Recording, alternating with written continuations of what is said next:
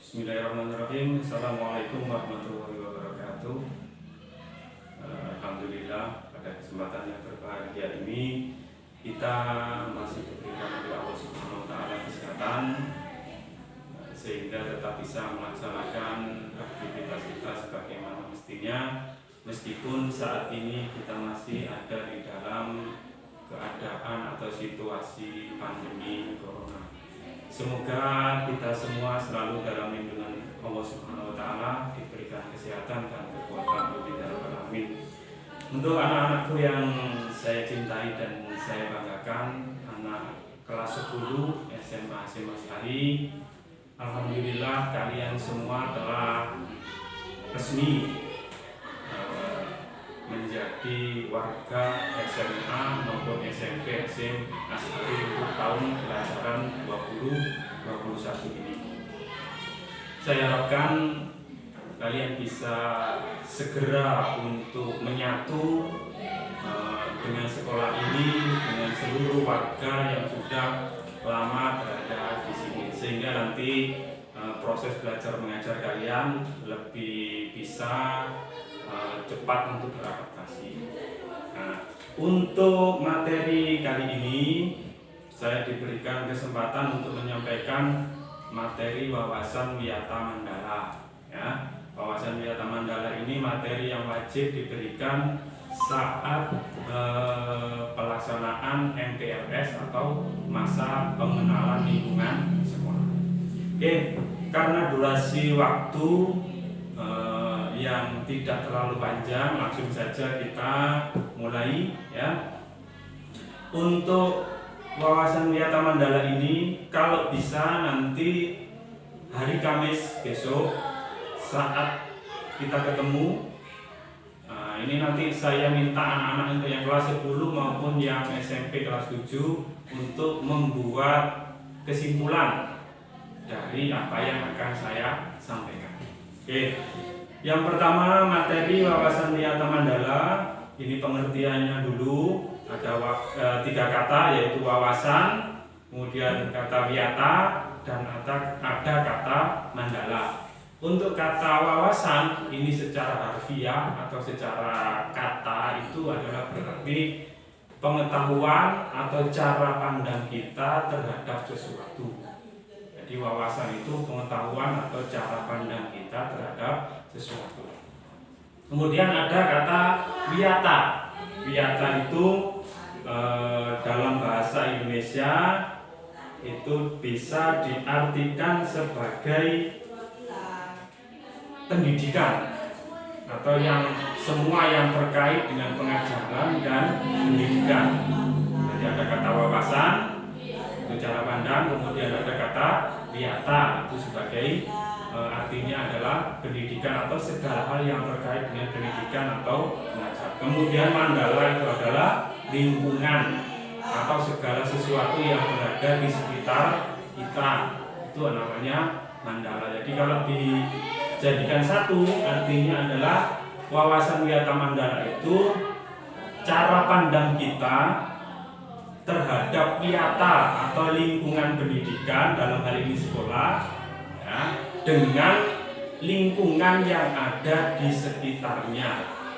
Jadi cara pandang kita ini nantinya akan menghasilkan atau terwujud dalam sikap-sikap yang tepat di dalam bertingkah laku. Saya beri contoh begini. Misalkan kita masuk ke masjid, karena kita sudah tahu, kita sudah punya wawasan bahwa masjid itu adalah tempat ibadah, maka sikap kita yang terbaik adalah memandang masjid itu sebagai tempat yang tidak boleh dibuat atau dipakai untuk melakukan hal-hal selain ibadah. Misalkan masuk masjid harus dalam keadaan suci, alas kaki kita tinggal di luar. Kemudian tidak boleh bersuara terlalu keras, ribut, dibuat macam-macam. Dalam masjid dibuat joget-joget tentunya tidak boleh. Nah, kita kalau sudah punya wawasan pasti tidak akan melakukan hal-hal yang terlarang untuk dilakukan di dalam masjid. Begitu juga dengan wawasan wiyata mandala. Jika kita bisa atau sudah paham mengenai pandangan kita terhadap lingkungan sekolah, lingkungan pendidikan itu, kalau pandangannya sudah tepat, maka sikap kita di dalam sekolah, ya, sikap kita terhadap guru, terhadap sesama teman, terhadap kepala sekolah, terhadap tukang kebun ataupun siapapun yang menjadi stakeholder atau orang-orang yang berperan di dalam sekolah itu akan menjadi tepat. Jadi itu pentingnya wawasan wiyata mandala. Kemudian ada kata mandala yang terakhir dari lingkungan. Maksudnya apa? Lingkungan itu adalah sekolah kita ini akan lebih cepat maju, lebih berkembang dengan baik jika kita bisa bekerja sama dengan masyarakat sekitar. Ya, tentunya kita tidak mungkin 24 jam bisa di sekolah. Begitupun penjaga sekolah pun tidak bisa sampai 24 jam. Maka untuk keamanan sekolah kita, barang-barang di sekolah kita semuanya itu kita pasrahkan atau kita titipkan kepada masyarakat di sekitar kita. Kalau hubungan kita dengan masyarakat sekitar itu baik, maka dengan sendirinya tidak usah diminta pun masyarakat itu kalau ada gangguan di sekolah kita, mereka akan membantu. Seperti itu. Jadi itu wawasan wiyata mandala ya, secara umum. Kemudian di sekolah kita ini sekolah yang dimiliki oleh Nahdlatul Ulama atau NU. Maka cara pandang kita, wawasan kita terhadap sekolah kita tentunya berbeda dengan sekolah-sekolah umum, sekolah negeri, berbeda. Karena kita dinaungi atau dimiliki oleh Nahdlatul Ulama, maka sikap kita, apa yang kita lakukan, amalan-amalan kita tentunya harus disesuaikan dengan amalan Nahdlatul Ulama. Harus sesuai amalan-amalan kita, terutama dalam masalah ubudiyah atau tata cara beribadah. Jangan khawatir, ya, jangan khawatir nanti cara ibadah kita salah, ada yang mengatakan bid'ah dan sebagainya. Tidak usah khawatir. Ya. Di SMA Asy'ari kita laksanakan ibadah ala Nahdlatul Ulama, insya Allah itu hasil dari ijtihad para ulama-ulama yang benar-benar paham dengan ilmu agama, sehingga tidak akan sesat atau menyesatkan. Jadi harus yakin bahwa di SMA ataupun SMP Asy'ari kita melaksanakan ibadah itu sesuai dengan ajaran dari Allah Subhanahu wa taala, dari Rasulullah Muhammad SAW.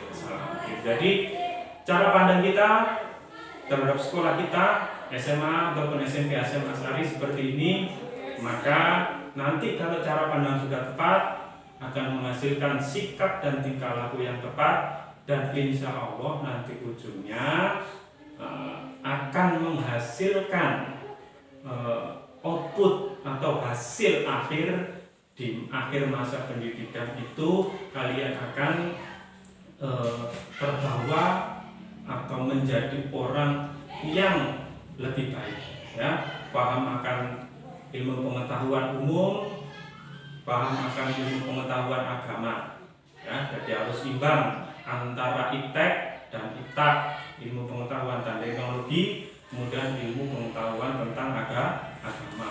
Karena orang yang berilmu tanpa agama itu bagaikan orang yang membawa senjata tapi matanya tertutup, maka nanti akan menjadi sangat berbahaya.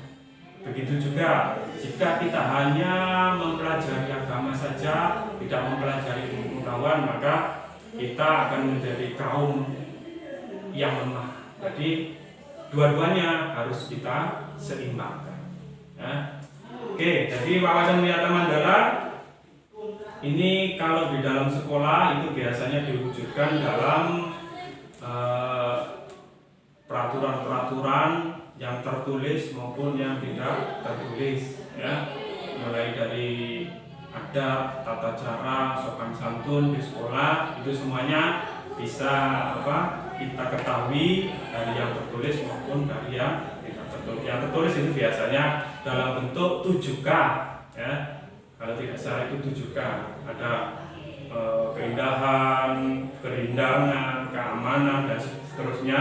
Itu biasanya ditulis atau ditaruh di papan. Kemudian untuk norma-norma yang lain itu biasanya kita disampaikan oleh bapak atau ibu guru, baik itu di dalam pembelajaran kelas maupun di saat yang lain, upacara ataupun seperti saat ini masa MPLS.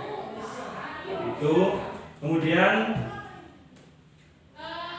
untuk wawasan wiyata mandala ini ada yang terpenting, ya. Sekolah itu selain sebagai sarana pendidikan, sekolah juga sebagai sarana pengajaran.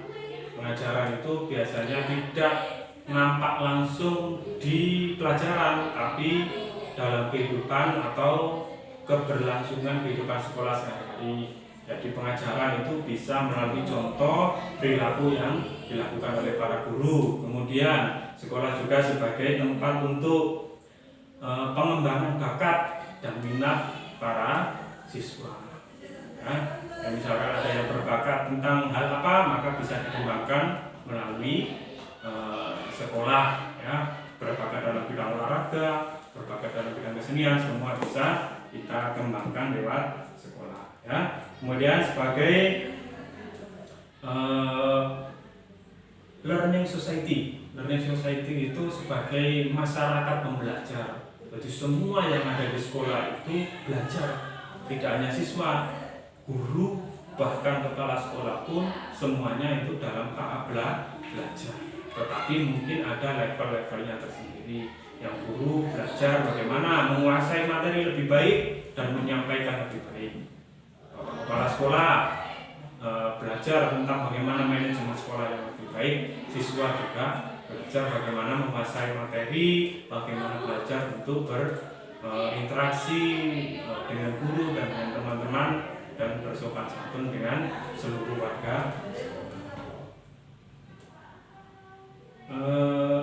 Untuk materi itu saya kira itu yang perlu untuk saya sampaikan untuk anak-anakku, ya. Jadi kesimpulannya, wawasan wiyata mandala adalah cara pandang kita terhadap lingkungan sekolah dan lingkungan sekitar, sehingga nanti menghasilkan sikap yang sesuai dengan apa yang harus dilakukan di sekolah dan apa yang harus kita lakukan dengan masyarakat sekitar, sehingga nanti menghasilkan tingkah laku yang baik, sopan santun dan sebagainya, dan akhirnya nanti di akhir masa pendidikan akan menghasilkan manusia-manusia yang baik, berkarakter baik, jujur, dan yang lain, sehingga jika sudah di masyarakat nanti kalian akan menjadi orang yang berguna. Karena kata Rasulullah, sebaik-baik manusia itu adalah orang yang paling bermanfaat bagi sesamanya. Sekali lagi,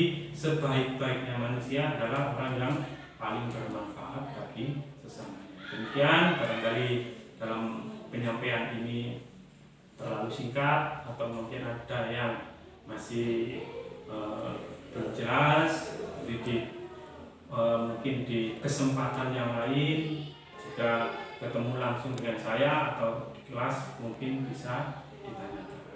Semoga kita semua selalu dalam lindungan Allah Subhanahu wa Ta'ala, diberikan kesehatan, kekuatan, sehingga tetap bisa menjalankan rutinitas dengan sebaik-baiknya. Akhirul kalam, minasy syaithanir rajim. Wassalamualaikum warahmatullahi wabarakatuh.